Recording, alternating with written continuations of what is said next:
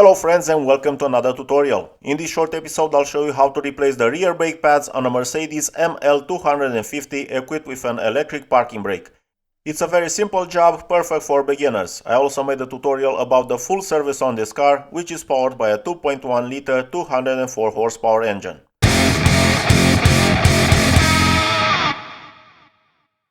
First I'll plug in the OBD adapter from Ediag Elite. This is the most useful pocket-sized diagnostic tool I've used so far. I highly recommend buying it now while the price is still low. As it became more and more popular, the price went up. I guarantee you won't be disappointed. I have two full reviews of this tester linked in the video description.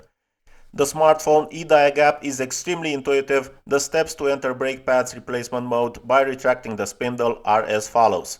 It's very simple. I go to maintenance functions, which is really cool because you no longer waste time entering the specific module. Brake reset.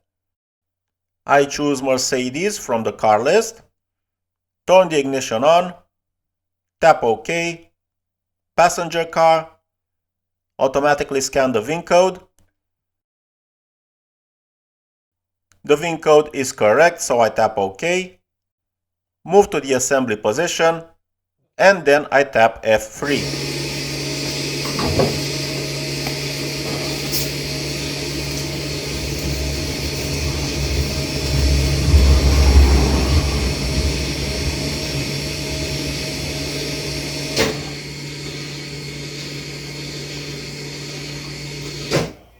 Now I can proceed with replacing the pads. First, lift the car, remove the wheel and place it under the vehicle as an extra safety measure. This Mercedes uses a TRW braking system, so you'll need the classic 13mm and 17mm spanners. Hold the 17mm spanner steady and loosen the guide pin bolts using the 13mm one. Pull the caliper firmly toward you so that the caliper piston retracts enough for it to slide off the brake pads. After removing the caliper, do not let it hang by the brake lines to avoid damage. Use a piston press to push the caliper piston all the way back in.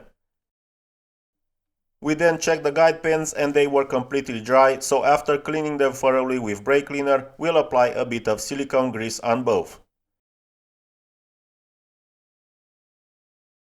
Now we'll reinstall the guide pins.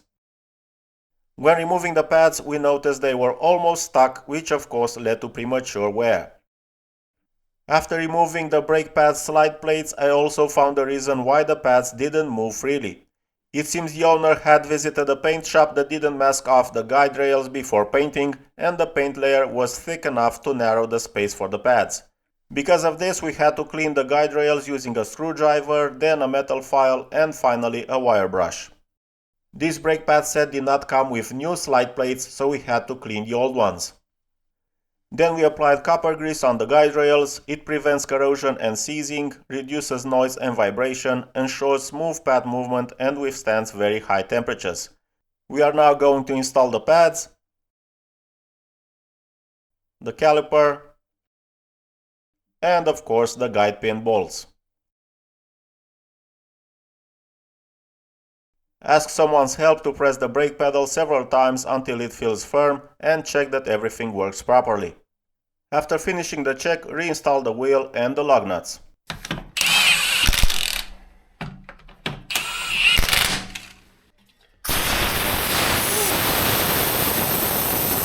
The torque for the lug nuts on these wheels is 150 Nm. And we're done.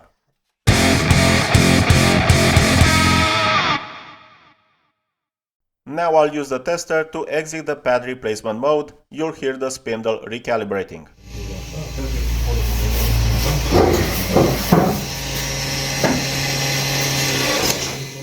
Thank you for watching. Don't forget to press those magical buttons under the video, like, comment, hype and subscribe to support the effort put into creating this tutorial. We wish you all the best. Bye bye.